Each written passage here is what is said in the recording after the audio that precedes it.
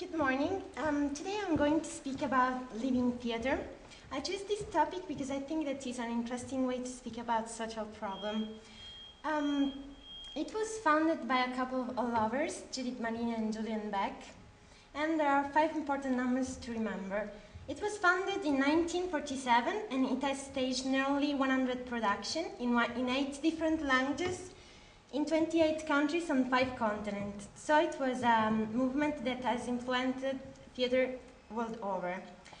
It is a little bit connected with the anarchist and pacifist American tradition and with the modern art style born in the Second World War, and with the rebellion young people against the war in Vietnam, and for the fights for black people rights. As you can imagine, is an unusual group of theatre. In fact, a funny thing is that their first play was played in their apartment in New York. And at first, their plays were based on a plot written by famous writers, and American writers and European too, rarely produced in America, like Pirandello, Brecht, and Garcia Lorca. And after this period called Off-Broadway, they built a new theater, and so they stopped to be only a movement and it started to be a real theater. And they started to be the real performance, living theater performance. In fact, they wanted to express through one action, one thought. And they tried to, through exercise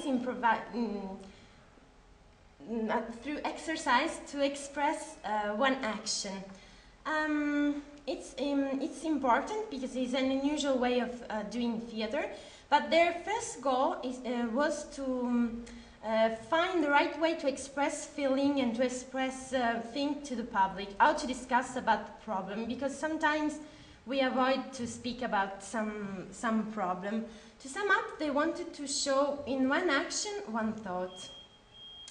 Of course, they fight against the power of the strongest and the weakest, and against the bad custom of the system to block any rebellion. And they work toward the creation of a new form of acting, based on the actor's political and physical commitment to using the theater as a medium of furthering social change. Let me show you some masterpieces. But before, I have to tell you that it's difficult to explain by words how amazing is a living theater performance, because it's each time different. In fact, they play in the middle of a circle, and people stay standing up, because mainly when you watch a living theater performance, it's not the comfort what you're looking for, but the feeling expressed by the performance. And this will help the public, because when they will be at home, they will think easily to the social problem, and this will help them. The Brig was their first famous play, and it spoke about the abuse and the bad treatment of the prison. It was, in fact, during the rebellion, American rebellion, for the treatment in American prison, and it's written by Kenneth Brown, who survived at the USA Marine Corps in 1950. And it's a portrait of the brutality in American prison. And it has a lot of success. In fact, he won the award for the best play in 1963, and the following year, the Leone d'Oro for best documentary at the Venice Film Festival. It was influenced by Antonin Artaud. In fact, he has transformed the play into a physical experience of pain, unlike any conventional drama. And his famous phrase is that actor must burn up on the scene, because only in this way he can express everything. By 1963, the company was expelled by America and started to live in Europe as a nomadic touring. And in spirit we have Mysteries, Frankenstein, Antigone by Brecht, and Paradise Now, their best known play.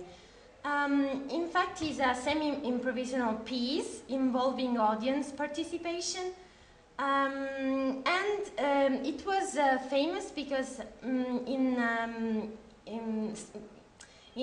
a part of the play, the actor recited a list of social taboo, including nudity, while themselves disrobing. So it was really shocking.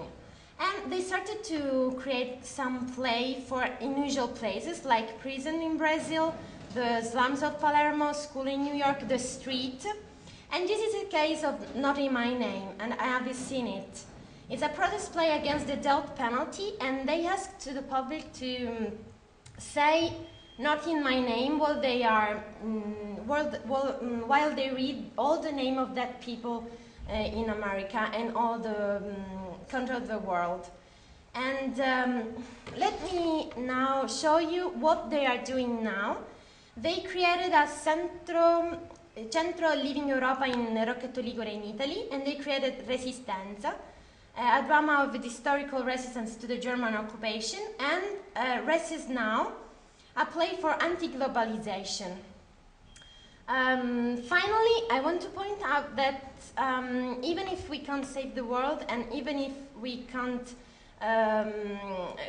solve the problem, it's important for us to speak about problems and not to avoid speak about them. And in my opinion, I think that the theater is the right way to make people understand the feeling of society, because it's important to sensitize the soul of the people, to make them understand that maybe the silence or the violence is not the right solution. Because theater is culture, theater is feeling, is a useful way to express our opinion, and mainly because making the world a better place depends on us. Thank you.